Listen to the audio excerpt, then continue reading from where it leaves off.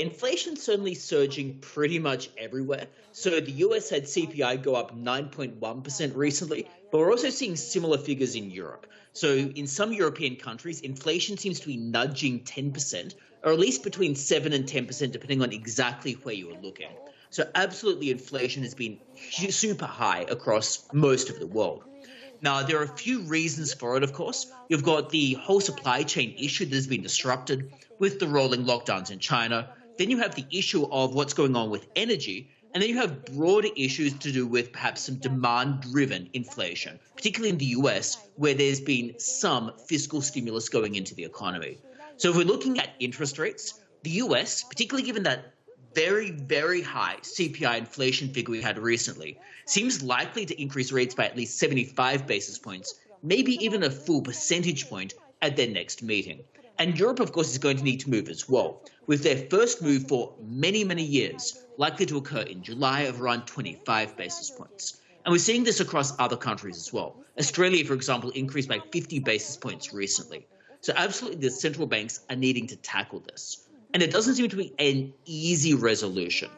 Perhaps one of the factors that will help to resolve it is we appear to be heading further and further toward a recession, if we're not already in one, which is obviously going to impact demand, and that will cause prices to decrease somewhat, albeit not in a particularly healthy or very pleasant way for many consumers and for many businesses. So if we're looking at the interest rates going up, then that obviously is going to affect both consumers and also businesses. So for consumers, it's going to feed into their mortgages and the cost of them borrowing for anything. So in the United States, mortgages are typically 30-year fixed rate. So it won't affect existing borrowers very much, but it will prevent them from refinancing their loan.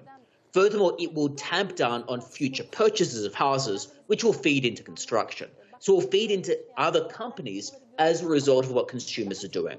Now, if we're looking at companies as well, companies will have more floating rate debt, particularly in the US, but also companies are going to issue debt more frequently. So the debt's going to be 5 years perhaps, as opposed to 30 years. So they're going to be more feeling the increase in rates than perhaps consumers are directly, which is obviously going to affect corporate spending. So that's clearly going to feed into more negative sentiment for earnings, which will then feed through into what investors are doing. So in essence, we're going to see some belt tightening more generally.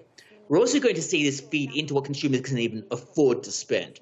So anecdotally, or proverbially rather, the cure for high prices is high prices. So as these prices keep going up and consumer savings are going down in most countries, in the US they're at incredibly low levels, and consumers are having to rely more and more on revolving debt, which is what's happening in the US, we're going to see perhaps more pain in the consumer sector, which will obviously affect demand for goods as well. So in essence, we are likely to see some more economic damage.